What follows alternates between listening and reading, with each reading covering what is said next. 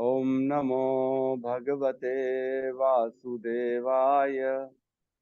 ओम नमो भगवते वासुदेवाय। ओम नमो भगवते वासुदेवाय। नारायण नमस्कृत्यं नरं चैव नरोत्तमं देवीं सरस्वतीं व्यासं ततो जयमुदीरये। नष्टप्रायेषु अभद्रेषु नित्यं भागवत सेवया भगवती उत्तम श्लोके भक्तिर्भवती नैष्टिकी। कृष्णाय वासुदेवाय देवकी नंदनाय च नंदगोपकुमाराय गोविंदाय नमो नमः। जय श्री कृष्ण चैतन्य प्रभु नित्यानंद श्री अद्वैत गदाधर श्रीवासादि गौर भक्ता वृंद। हरे कृष्णा कृष्णा हरे कृष्णा हरे हरे कृष्णा हरे हरे राम हरे राम राम राम हरे राम। राम हरे हरे। हरे कृष्णा कृष्णा कृष्णा हरे हरे हरे राम राम राम हरे हरे। हरे कृष्णा कृष्णा कृष्णा हरे हरे हरे राम राम राम हरे हरे। हरे कृष्णा। सभी भक्तों का स्वागत है श्रीमद् भागवतम। तो कल हमारे जो है अनुपस्थिति में माता जी ने रिवीजन कराया, तो आप माता जी का बहुत बहुत धन्यवाद। और लगे रहे इसी प्रकार, भागवतम मिस नहीं होनी चाहिए। नित्यम भागवत सेवा है ना। नित्यम नष्ट प्रायशु अभद्रेशु नित्यम भागवत सेवा। प्राय प्राय सारे जो अभद्र हैं हमारे, वो तब नष्ट होते हैं जब नित्यम भागवत सेवया। नित्यम सेवया का क्या मतलब है? सेवया का मतलब यही है, पठन पाठन, जीवन में उतारना, यही मतलब है। रोज जो है श्रीमद् भागवतम को भगवान मानना है। हमने पहले भी चर्चा करी है, श्रीमद् भागवतम और भगवत गीता ये भगवान से अभिन्न है। इसमें और भगवान में कोई अंतर नहीं।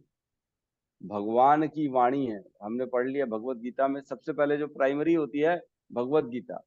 भगवत गीता में कंसेप्ट क्लियर हो जाते हैं, क्या है कर्म, क्या है प्रकृति, क्या है ना, ईश्वर क्या है, जीव क्या है, काल क्या है ना, किस प्रकार गुणों का प्रभाव पड़ता है, किस प्रकार अपने स्वभाव से व्यक्ति काम करता है, कौन श्रेष्ठ है कौन नहीं है, किसके हाथ में सब कुछ है, अपने को कर्म कैसे करना है, क्या भावों को रखते हुए कर्म करना है, किस प्रकार भगवान को अर्पित करते हुए सारे कर्मों में आगे बढ़ना। भगवत गीता ये कंसेप्ट क्लियर कर देती है। कौन है सबसे ऊपर?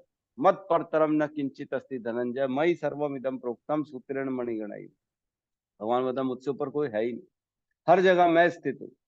हम जब ये ज्ञान आ जाता है कि भगवान कृष्ण भगवान है और बाकी सारे देवता जो हैं उनके अंतर्गत जो है उनको शक्तियां मिली हैं, है ना, विभूतियां हैं वो भगवान की।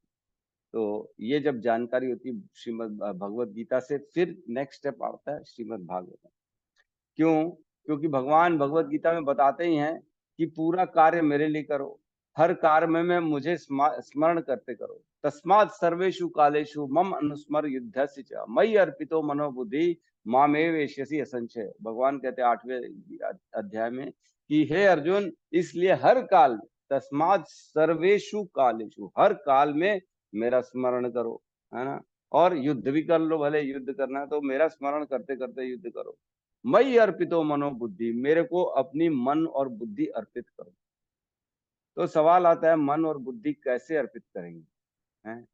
क्या करें हम ऐसा जो सर्वेशु कालेशु, हर समय भगवान का स्मरण रहे। 9वें अध्याय में भी कहते हैं भगवान, सततम कीर्तयन्तो माम वृतंतस्य दृढ़ता, है ना, नमस्यन्तस्य माम भक्त्या नित्य युक्त उपासते। नित्य युक्त, नित्य रेगुलरली भगवान की उपासना करी हमेशा।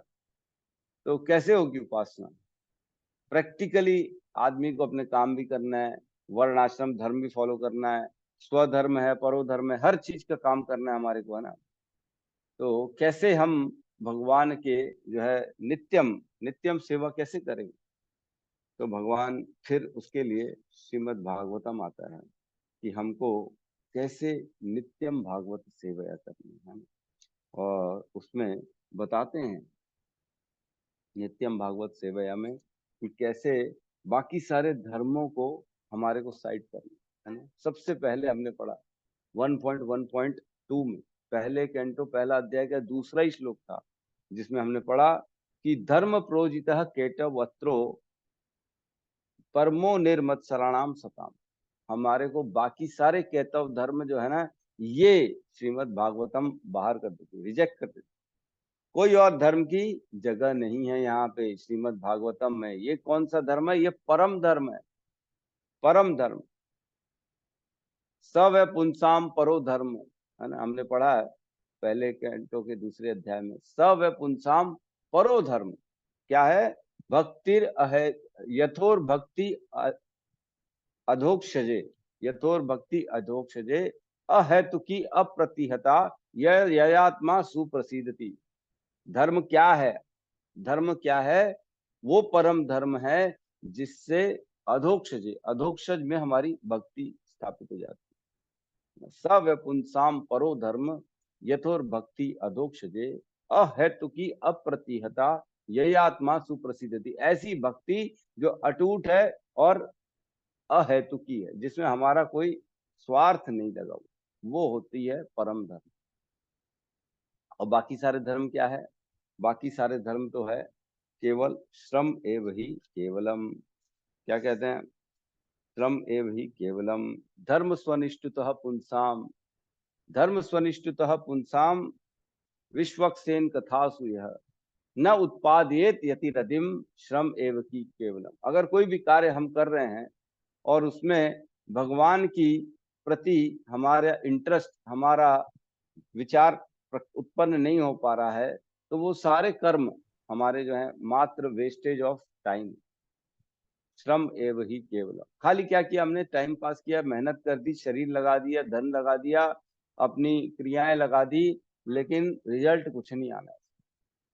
क्यों रिजल्ट नहीं आना है? अरे आप बोले प्रभु जी हम तो मेहनत किए, हमने तो जॉब किया, हमारे को तो सैलरी मिली महीने के बाद, कैसे आप बोलते हो नहीं मिली?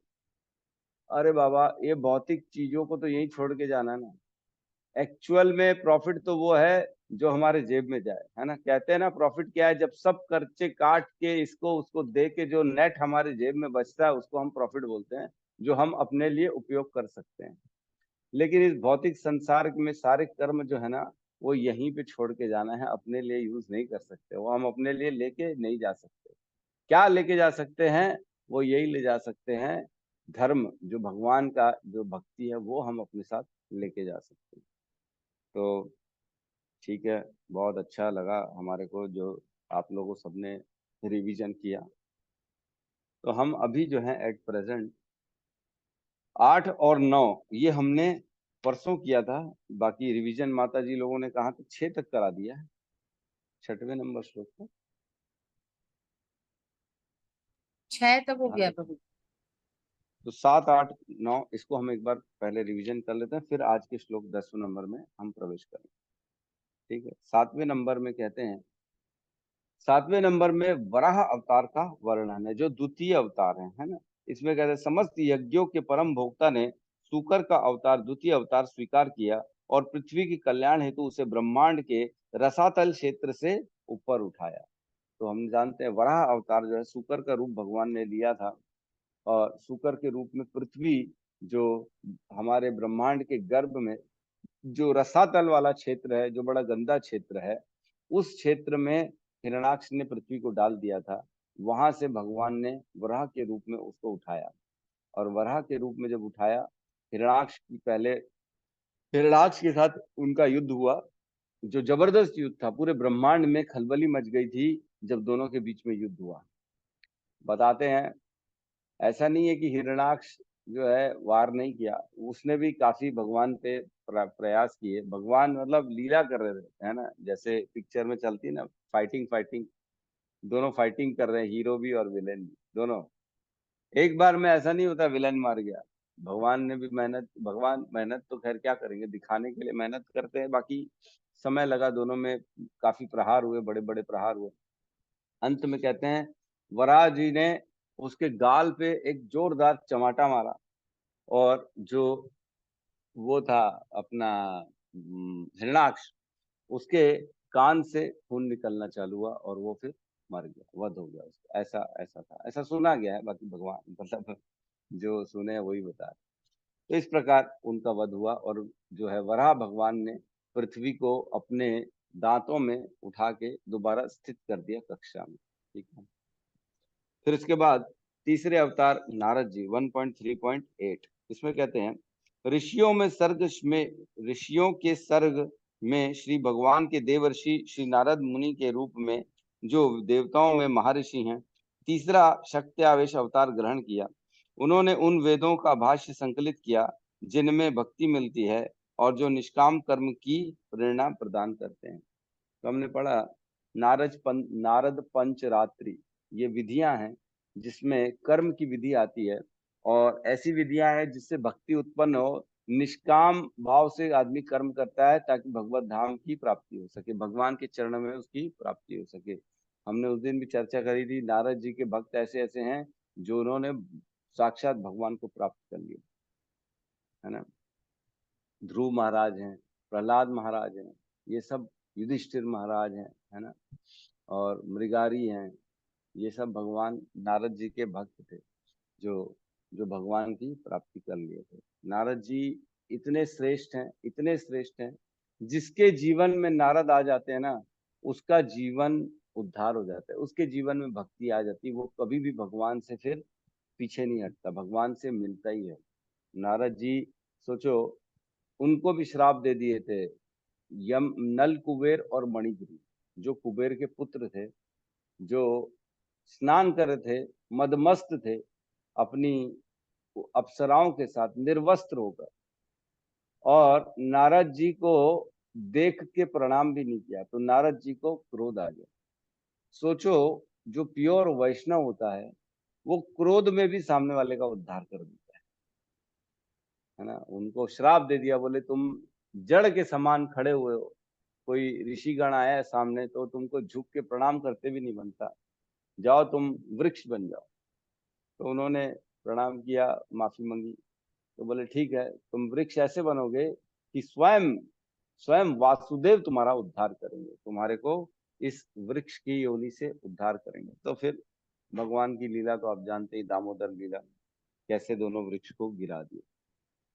फिर नौवे श्लोक में हम पढ़ा कि नर नारायण के रूप में भगवान का अवतार हुआ चौथा। चौथे अवतार में श्री भगवान राजा धर्म की पत्नी के जुड़वा पुत्र नर तथा नारायण बने। फिर उन्होंने इंद्र को वश में करने हेतु कठिन तथा अनुकरणीय तपस्या, इंद्रियों को वश में ना, इंद्र नहीं, मैंने गलत बोल दिया, फिर उन्होंने इंद्रियों को वश में करने हेतु कठिन तथा अनुकरणीय तपस्या की। तो मैंने कथा आपको सुनाई थी नर नारायण की, जो कि राजा धर्म, एक राजा थे जिनका नाम था धर्म, उनकी पत्नी से ये जुड़वा पत्नी बच्चे के रूप में उत्पन्न हुए नर और नारायण। कई लोग कृष्ण और अर्जुन को भी नर नारायण कहते हैं, लेकिन नर नारायण अलग है, वो भगवान का अवतार है और उनका मंदिर भी है, आज भी वो वहीं पे सेवा हो रही है, जो कि बद्रीनाथ में है ना। केदारनाथ, बद्रीनाथ जो चार धाम होते हैं ना उत्तराखंड के, उसमें बद्रीनाथ जो है वो नर नारायण का ही मंदिर है। ठीक है, आज भी वहां पे सेवा होती है, उनकी पूजा होती है।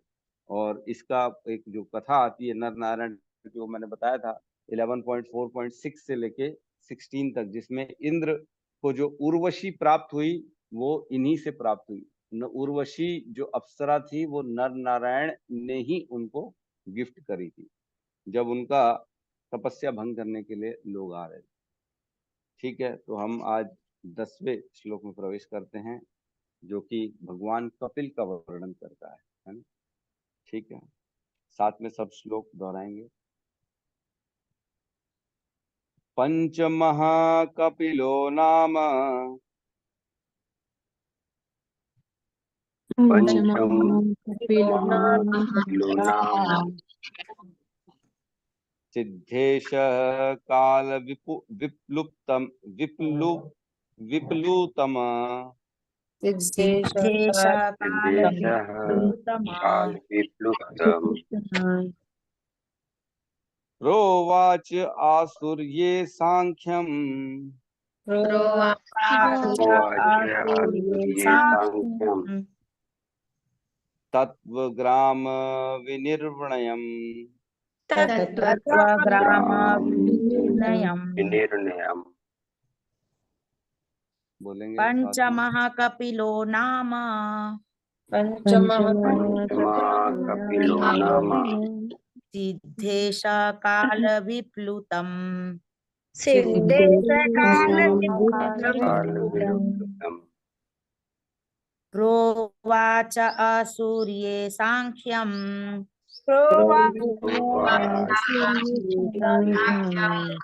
तत्त्वग्राम विनिर्णयम्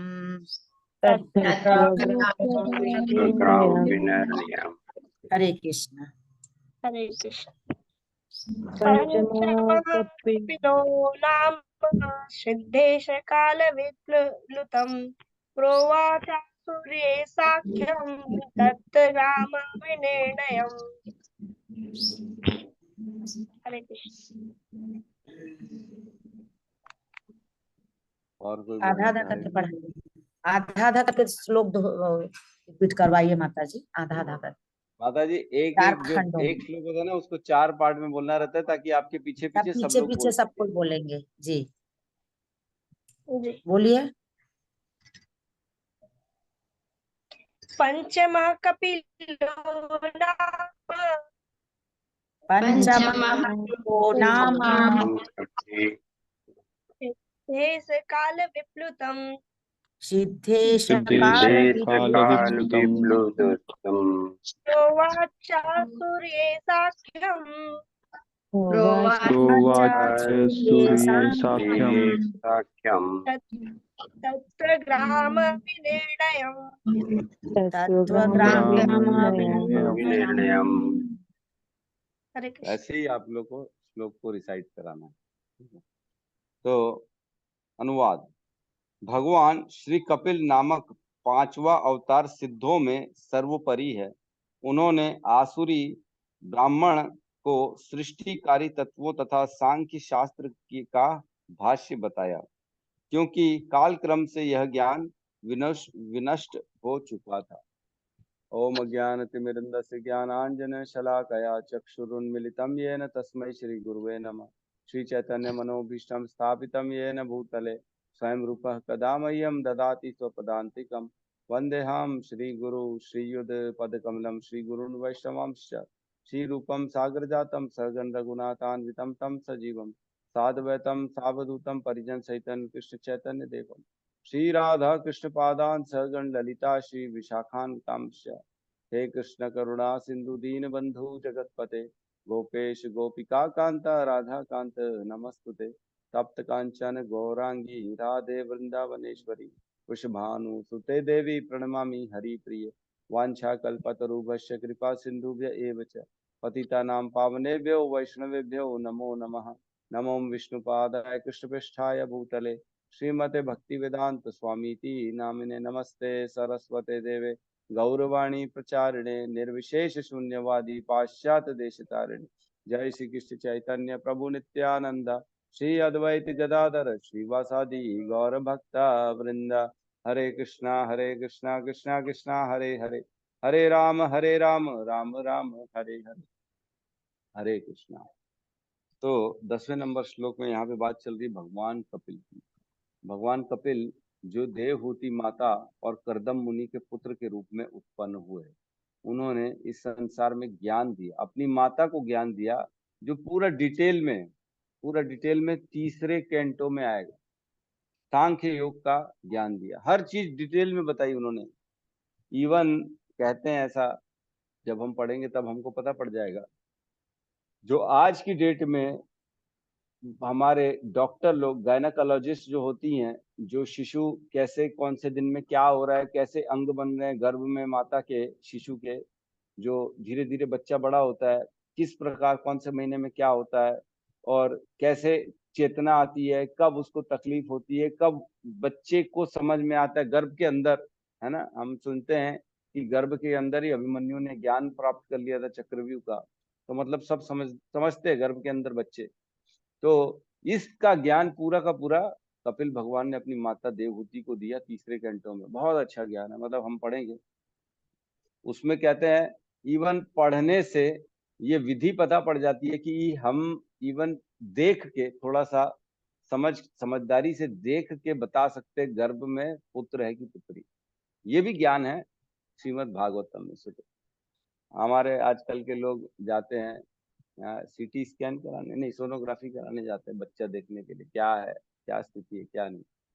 लेकिन हमारे ज्ञान सोचो स्क्रिप्चर्स में सब बताया, हर चीज बता दी है कि क्या कैसा रहता है तो पुत्र होता है और कैसा रहता है तो पुत्री होती है। तो ये सारा ज्ञान कपिल भगवान ने अपनी माता को दिया।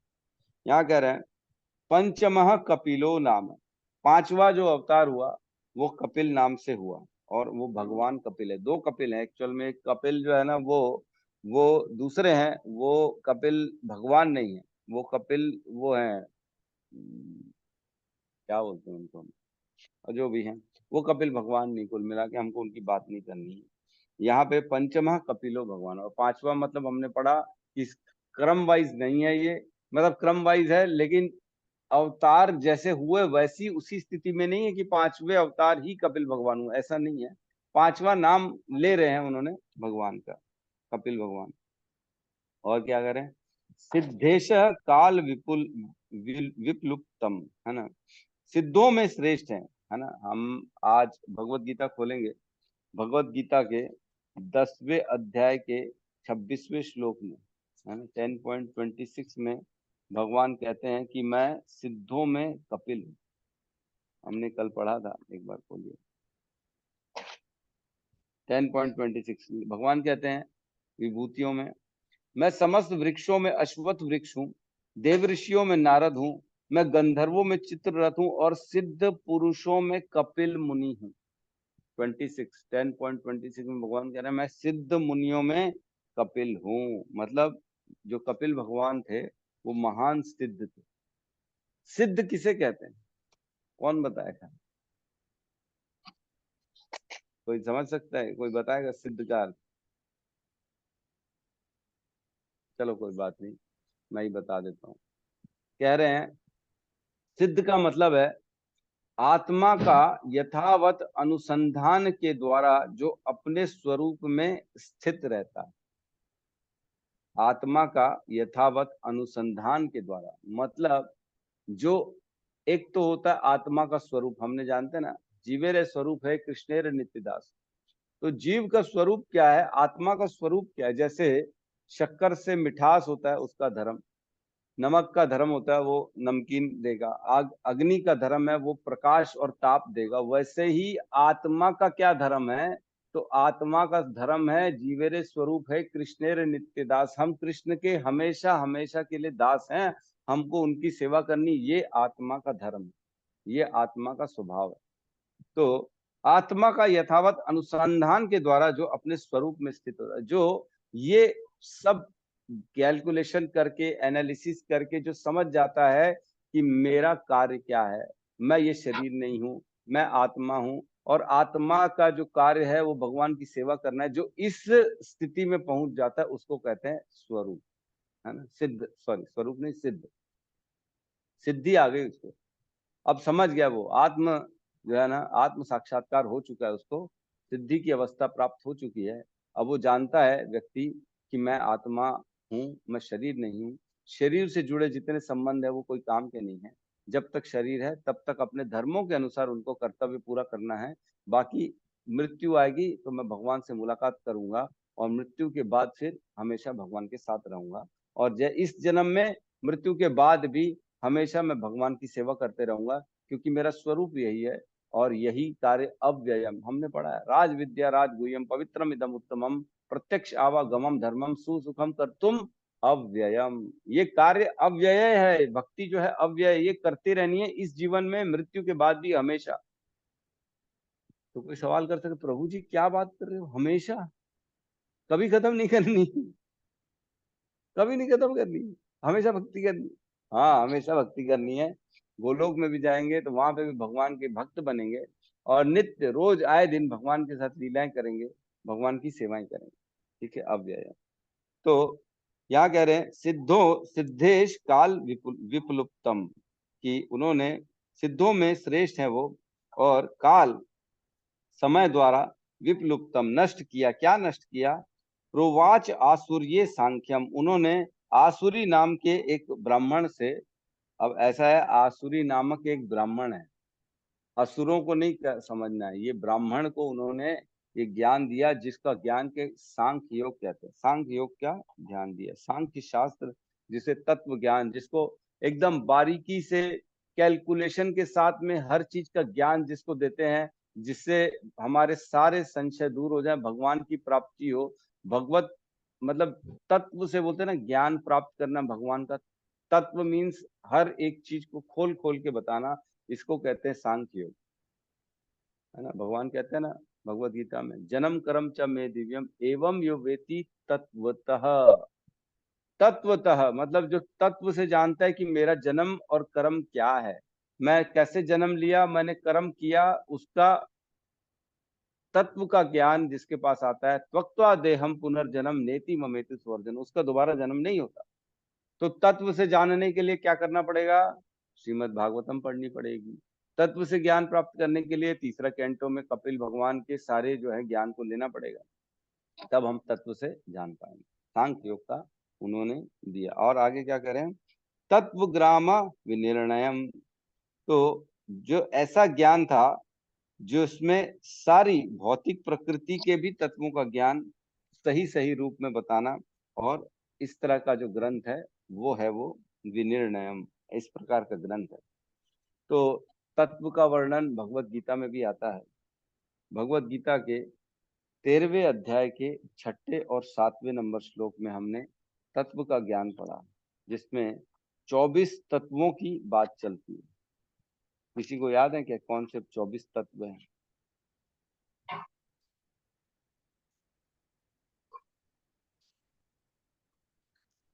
ठीक है, कोई बात नहीं।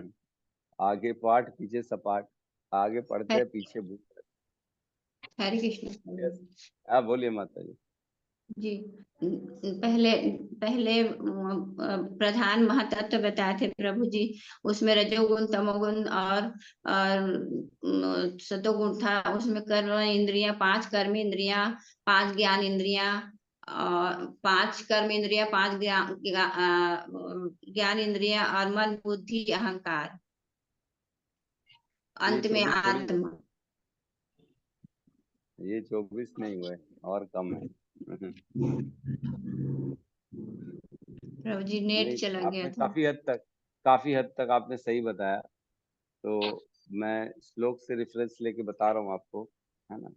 पंच महाभूत, तीसरे कैंट 13वें अध्याय के 6 और 7वां श्लोक में कहते हैं भगवान, पंच महाभूत, अहंकार, बुद्धि, अव्यक्त, 3 गुणों की प्रकट अवस्था, मतलब तीनों गुण को एक बताया ना, सतोगुण रजोगुण तमोगुण तीनों मिला के मतलब गुण, बेसिकली 3 गुण।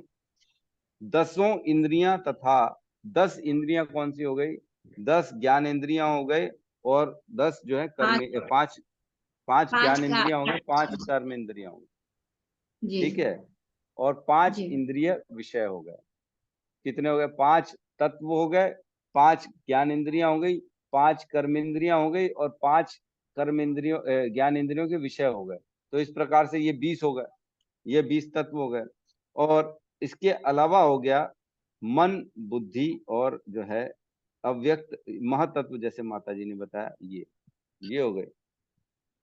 और इसमें लिखा है इच्छा द्वेष सुख दुख संघात जीवन के लक्षण तथा धैर्य, इन सबको संक्षेप में कर्म के क्षेत्र तथा उसकी अंतःक्रिया विकार कहा जाता है। तो 24 तत्वों के बारे में हमने चर्चा कर ली थी। कई लोग इसको 25 भी कहते हैं, आत्मा भी जोड़ देते हैं इसमें, और कई लोग 24 को यहीं पे रह जाते हैं। 24 के कई लोग 27 भी पहुंचा देते हैं इसको, जब तीनों गुणों को अलग अलग करते हैं, है ना, सतो रजो तमो गुण। तो अलग अलग है, सबका अपना अपना थ्योरी है। बाकी ये तत्वों से इन्होंने ज्ञान दिया। हम तात्पर्य में प्रवेश करते, तात्पर्य बाय शील प्रभुपाद की जय। सृष्टिकारी तत्वों की कुल संख्या 24 है, ठीक है, हमने पढ़ लिया। सांख्य दर्शन में इनमें से प्रत्येक तत्व का विशद व्याख्या की जाती है। तो सांख्य योग क्या हो गया, जो इन 24 तत्वों की बहुत डिटेल में ज्ञान प्रदान करे, उसको सांख्य योग कहते हैं। हर हर हर तत्व का ज्ञान अच्छे से। सांख्य दर्शन को यूरोपीय विद्वान द्वारा सामान्य रूप में तत्व दर्शन कहा जाता है। तत्व दर्शन भी कहा जाता है। सांख्य क्या व्युत्पत्ति परक अर्थ है जो भौतिक तत्वों के विश्लेषण द्वारा उत्तम रूप से व्याख्या करे।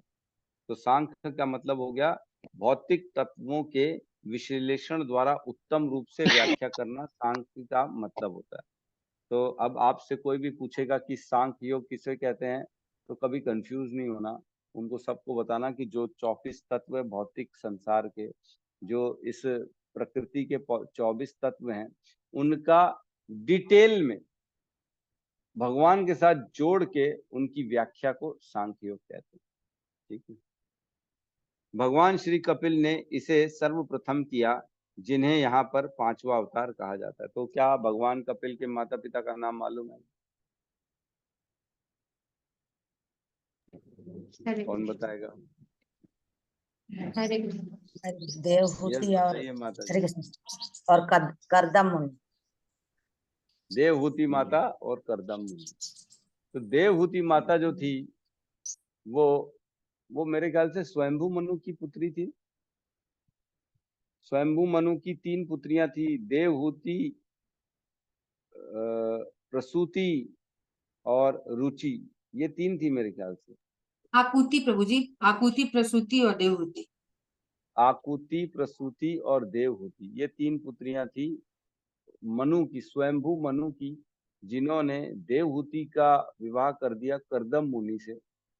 और करदम मुनि जो थे वो बहुत बड़े तपस्वी थे। वो शादी तो हो गई उनकी देवहूति से, फिर दोबारा जब वो तपस्या में बैठे तो इतना समय निकल गया तपस्या में। काफी समय बाद जब उनकी तपस्या के बाद आंख खुली, तब देखा कि एक बुढ़ी औरत मेरी सेवा कर रही है। उनसे पूछा तुम कौन हो? तो वो बोलते हैं अरे मैं तो तुम्हारी पत्नी हूँ देवहूति, कैसा कर रहे हो? तो बोले इतने समय हो गया मैं तपस्या करता रह गया। बोले हाँ आप तपस्या में थे और मैं रोज आपकी सेवा करती थी, आपको कभी डिस्टर्ब नहीं किया। तो बड़ा उनको ग्लानि हुई, है ना। करदम मुनि को बोले ओहो मैंने शादी कर ली और मैंने अपने धर्म को नहीं निभाया। तो देवहूति से पूछे तुम्हें क्या चाहिए, तुम्हारी क्या इच्छा है? मैं तुम्हारी इच्छा पूरी करना चाहता हूँ क्योंकि तुमने मेरी इतनी सेवा करी और मेरा धर्म भी है ये। तब देवहूति माता ने कहा कि मुझे एक पुत्र चाहिए। तो तुरंत करदम मुनि ने अपनी तपस्या के बल से एक ऐसा बड़ा विमान उत्पन्न किया जिसमें बहुत सारे जो है ना बढ़िया बढ़िया लेक सरोवर थे, अप्सराएं थी, सेविका थे, सब थे। पूरा ऐसा बहुत बड़ा यान बना दिया उन्होंने। उसमें दोनों बैठे, अपनी तपस्या से दोनों को सुंदर बना दिया। और वो जो यान था वो मन की गति से चलने वाला था। जिस स्पीड से मन चलता है उस स्पीड से वो चलता था। और उसमें दोनों बढ़िया विहार करने लगे। और इनकी पहले 9 पुत्रियां हुई, देवहूति माता और करदम मुनि की 9 पुत्रियों के बाद जो है कपिल भगवान आखिरी में आए, है ना। इस प्रकार वो फिर जो है जब भगवान कपिल उत्पन्न हुए तब करदम मुनि ने जो है अपनी पत्नी से आज्ञा ली। बोले अब मेरे को आप भक्ति करने की, तपस्या करने की आज्ञा दीजिए। मैंने आपकी जो है मनोकामना पूरी कर दी है, अब मैं वापस से भगवान की तपस्या में लगना चाहता हूँ। तो जब भगवान कपिल का जन्म हुआ तब फिर करदम मुनि वापस चले गए। और भगवान कपिल जब छोटे ही थे तब उन्होंने अपनी माता को ज्ञान दिया, ये वाला सांख्य दर्शन का ज्ञान दिया। और सारा हम तीसरे कैंटो में पढ़ेंगे क्या ज्ञान दिया क्या नहीं ज्ञान। ठीक है, तो इसके बाद वाले श्लोक में प्रवेश करते हैं, 11वें नंबर श्लोक में।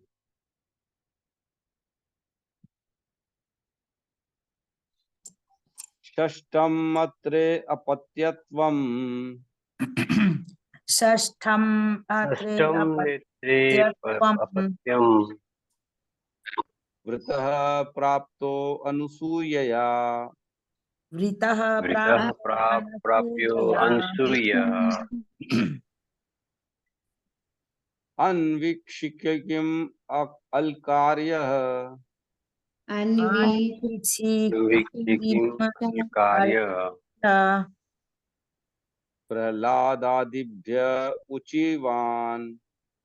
प्रहलादादिभ्य उचिवान्। रिपीट करेंगे।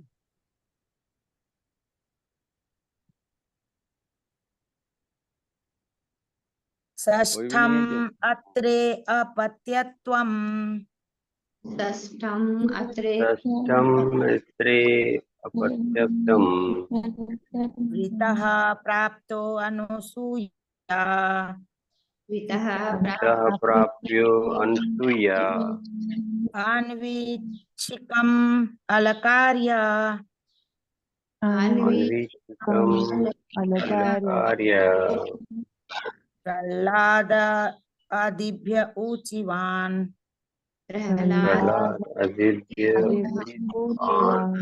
हरे कृष्ण।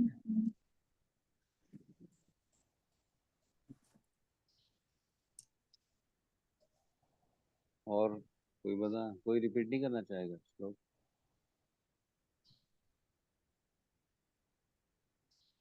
हरे कृष्ण प्रभु जी। मैं पढ़ूं प्रभु जी? बिल्कुल पढ़िए ना।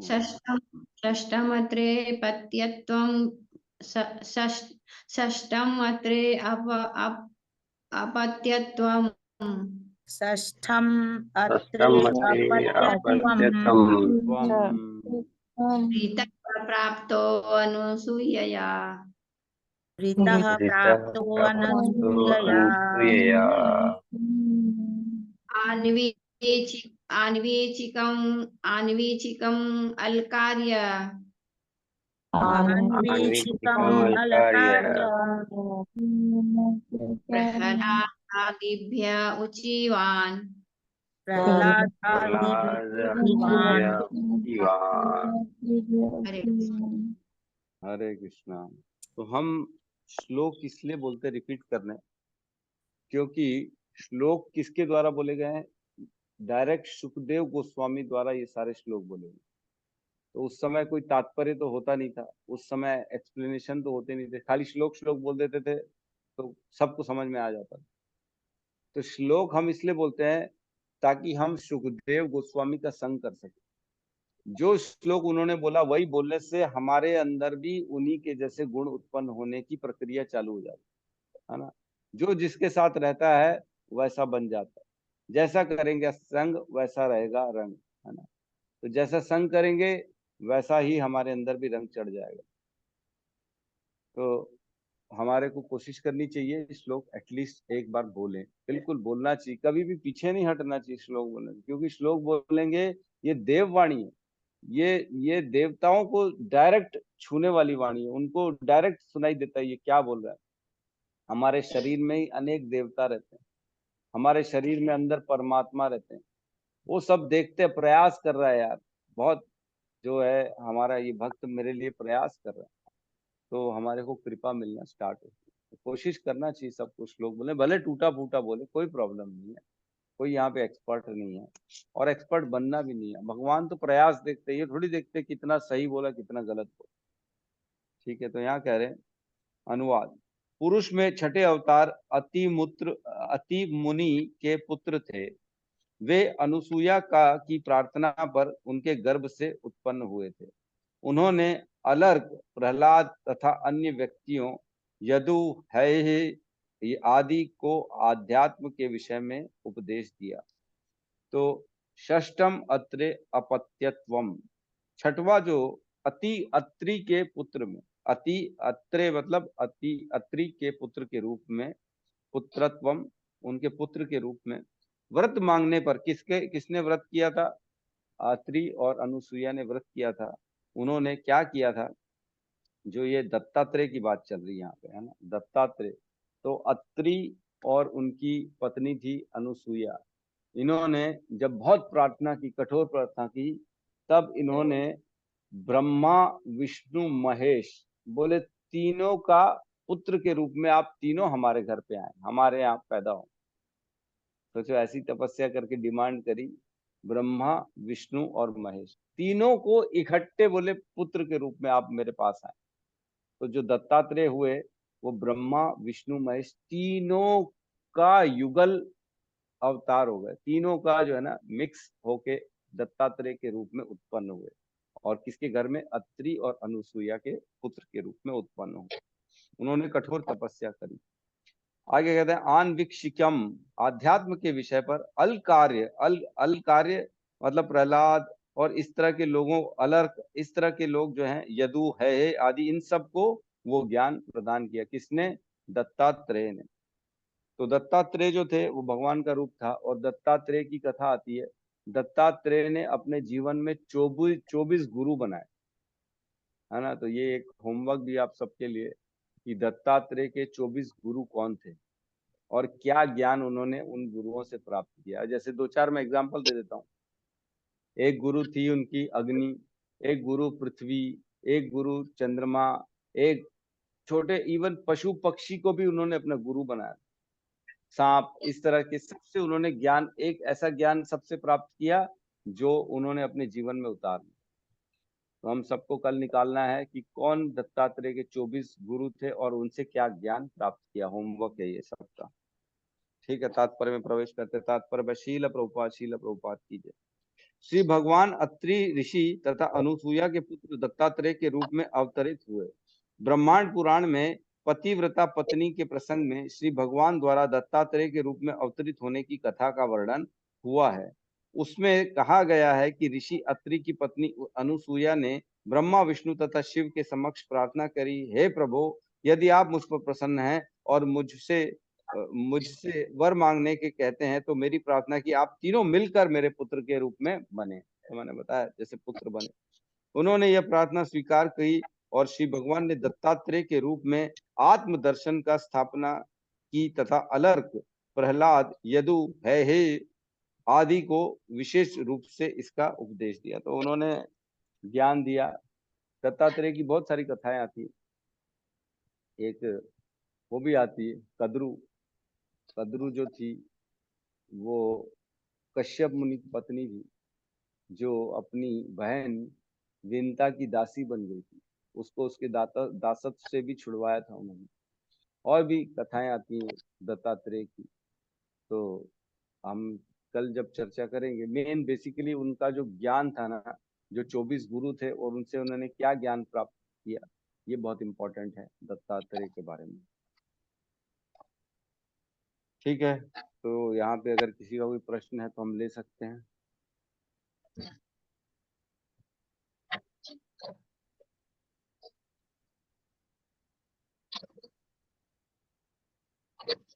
यस, तप्त कांचन की माता जी, कहिए माता जी।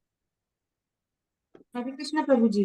प्रभु जी, जो आपने हरे जैसे बताया था ना कि जो भक्त, जरूरी नहीं कि जो भक्त हो उनके यहाँ भी भक्त बालक उत्पन्न हो, तो इसके हाँ। पीछे का कारण क्या होता है कि उनके घर भक्त बच्चा नहीं आता, जबकि वो तो सब कुछ करते होंगे ना, वो माता पिता सारे संस्कार जो भी हमारे इसमें बताए गए हैं, और भागवतम पढ़ते होंगे, गीता पढ़ते होंगे, तो जब वो बालक सुनता है तो भी वो क्यों हाँ। ऐसा होता है कुछ केसेस में कि वो भक्त नहीं आता? बहुत अच्छा प्रश्न है, बहुत अच्छा प्रश्न है माता जी का। तो भगवान की कृपा जो होती है ना, दो रूप में प्राप्त होती है। एक होती है प्रतिकूल कृपा और एक होती है अनुकूल कृपा। ठीक है, तो जो भगवान की भक्ति में लग जाते हैं ना, भगवान उन पे कृपा तो करते ही हैं।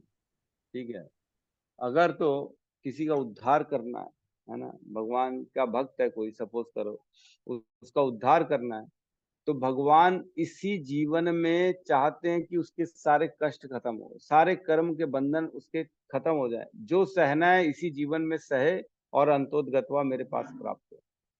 तो प्रतिकूल कृपा क्या होती है कि कंडीशंस हमारे अगेंस्ट हो जाती है, हमको बड़ी तकलीफें होती है, दुख मिलता है जीवन में।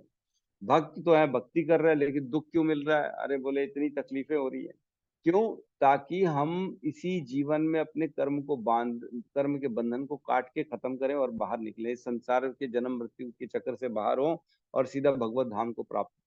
अगर कर्म के बंधन कटेंगे नहीं तो दोबारा आना पड़ेगा कर्म के बंधन काटने के लिए, क्योंकि कर्म तो कटता ही नहीं है। अवश्य में भोक्तव्यम कृतम कर्म शुभाशुभम, शुभ और शुभ अशुभ जो भी हमने कर्म किया है उसको भोगना ही पड़ेगा, अवश्य में भोक्तव्य। बिना भोगे हम जा नहीं सकते संसार। तो प्रतिकूल कृपा होती है, तो कई बार भक्तों के घर में जो है ना अभक्त पैदा हो जाते हैं। वो तकलीफ देगा, माता पिता को परेशान करेगा, दुख देगा, प्रताड़ना कर देगा, घर से निकाल देगा, लेकिन ये प्रतिकूल कृपा है, भगवान की कृपा है ये, ताकि तकलीफ मिल जाए और खत्म हो, इसी जीवन में सारी चीज खत्म, दोबारा आने की तकलीफ ना करने पड़े। तो ये कृपा होती है माता जी, ताकि हम अपने कर्म को, बंधन को काट सकें।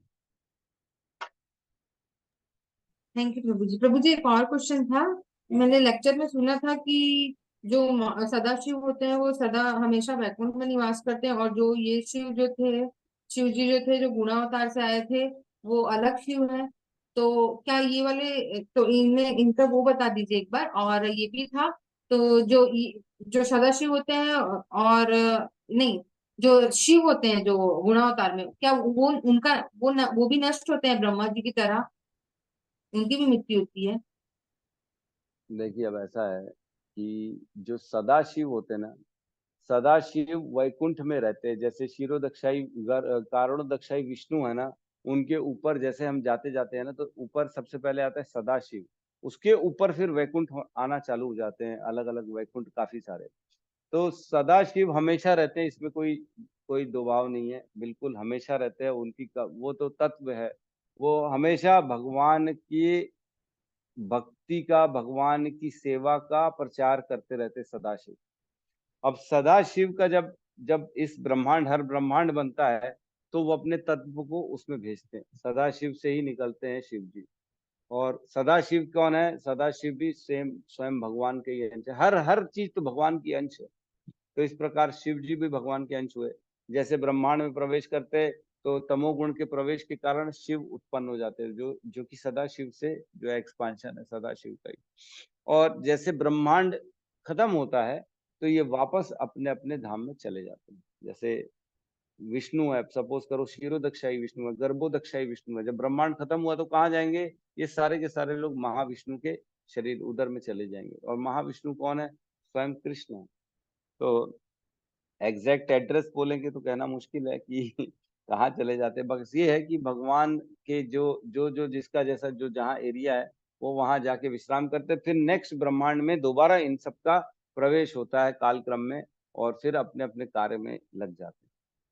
तो सदाशिव जो है वो, आप जो है एक, मैं भेज दूंगा यूनिवर्स वाला पिक्चर, आपके पास तो होगा ही वैसे, जिसमें आप देखेंगे ब्रह्मांड के ऊपर महाविष्णु है, महाविष्णु के ऊपर का एरिया सदाशिव कहलाता है। और जो शिव के भक्त होते हैं, जिन्होंने भयंकर शिव की भक्ति करी है और थोड़ी बहुत कृष्ण की भी करी है, वो सदा शिव तक चले जाते हैं और वैकुंठ तक नहीं जा पाते। वहां जाके, वहां पे फिर उनको सदा शिव वहां पे प्रवचन देते हैं, श्रीमद् भागवतम का ज्ञान देते हैं, जैसे कि पार्वती माता को दिया। जब उनके अंदर भक्ति का तत्व उत्पन्न होता है, तब उनको कई बार वहां से फिर वैकुंठ भेजा जाता है। और अगर भक्ति का तत्व नहीं उत्पन्न होता, तो कई बार, मैं ऐसा एग्जैक्टली तो नहीं कहता क्या होता है, बाकी मैं ये सुना हूं कि वहां से फिर जब भक्ति उत्पन्न होती है पूर्ण, तब वहां से वैकुंठ उनको भेजा जाता है। ठीक है माता जी। तो मतलब प्रभु जी जो सदाशिव जो है जो, वो तो सदैव रहेंगे। तो सदा जैसे रहेंगे। ब्रह्मा जी का पोस्ट चेंज होता है, वैसे ही जो शिव जी गुणावतार में है उनका होता है क्या? वो नहीं नहीं। सदाशिव के अंदर चले जाते हैं? हाँ, सदाशिव, सदाशिव का ही पार्ट है वो भी।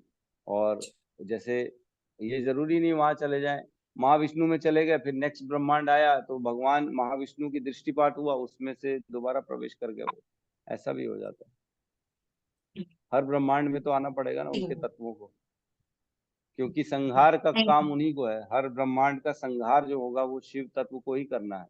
तो हर ब्रह्मांड में प्रवेश करते हैं वो, और वो भगवान की सेवा करते हैं। जैसे दुर्गा दुर्गा माई हर हर ब्रह्मांड में सेवा करती है ना भगवान की, उस प्रकृति को हैंडल करने की, वैसे ही शिव तत्व भी हर ब्रह्मांड में प्रवेश करते हैं संहार करने के लिए। थैंक यू प्रभु जी। हरे कृष्ण। जी माता जी, thank you. Hare Krishna. Yes, Sumitra माता हरे जी, आप भी कुछ कृष्ण कहना प्रभु चाहती हैं? जी। जी। ये 8वां श्लोक है ना प्रभु? 8वां श्लोक में ऋषियों के सर्ग में श्री भगवान ने देवर्षि नारद मुनि के रूप में, गाँव में महर्षि है तीसरा सत्यावेश अवतार। मैं तो नारद भगवान का अवतार है ऐसा पहली बार जानी हूँ, तो थोड़ा क्लियर कर दीजिए मुझे। मतलब आपको नारद जी भगवान के अवतार हैं कि नहीं ये लग रहा है, क्योंकि उनके पहले जन्म हो चुके हैं, दासी के पुत्र के रूप में हो गए थे, ऐसा इसलिए आपको ये डाउट हो रहा है कि नारद जी कैसे भगवान के अवतार हो गए? वो तो जीव थे, पहले दासी के पुत्र थे। तो आपको मैं बता दूं, दासी के पुत्र जो थे उसके पहले जो थे उसके पहले वाले जीवन का हमको मालूम नहीं है ज्ञान, लेकिन उसके पहले जो थे ना, वो ब्रह्मा जी ने ही नारद जी को उत्पन्न किया। और नारद जी यक्ष के बीच में थे, यक्षों के बीच में थे। तब इनको जब आदेश दिया, तब ये विस्तार का आदेश न स्वीकार करके भोग का कुछ उन्होंने कुछ गलत का मतलब आउट ऑफ द ट्रैक काम कर दिया था। आउट ऑफ द ट्रैक मतलब प्योरली ब्रह्मा का आदेश नहीं माना था। तो उनको फिर जो है ये योनि प्राप्त करनी पड़ी कि आपको जाना पड़ेगा पृथ्वी में। जैसे हम जानते जय विजय भी पृथ्वी में आए थे, 3 असुरों के रूप में आए। और भी अनेक अनेक देवता आते हैं पृथ्वी में, देव मनुष्यों का अवतार मनुष्यों के रूप में या जानवरों के पशु पक्षी के रूप में आते हैं। कुछ काल के लिए अपने कर्मों को भोगते फिर जाते हैं। तो वैसे ही नारद जी पहले ब्रह्मा के ही पुत्र थे और फिर कुछ कारण से उनको दासी का पुत्र बनना पड़ा। जब दासी के पुत्र पढ़े तब उनको ये जो है ऋषियों का संग मिला और उनको वापस वो चीज का ज्ञान आ गया कि मेरे को भगवान के धाम में वापस जाना है। तब उन्होंने तपस्या करी, फिर जाके उनको अगला जीवन दोबारा ब्रह्मा से उत्पन्न हुए और नारद के रूप में उत्पन्न हुए। तो नारद जो है वो भगवान की शक्ति आवेश अवतार है, क्योंकि उनके पास भक्ति है, बहुत बड़ी भक्ति है, जिनकी मैंने बताया बात नारद, जिनकी बात को कोई काट नहीं सकता, नारद। तो इस प्रकार नारद जी की 3 कथाएं आती हैं। एक नारद जी, एक उनके पहले वाले जीवन दासी के पुत्र के रूप में, और एक उससे पहले वाले जीवन का भी जिसमें वो यक्ष और गंधर्वों के बीच में उत्पन्न होते हैं और ब्रह्मा जी के पुत्र के रूप में उत्पन्न होते हैं। ठीक है माता जी।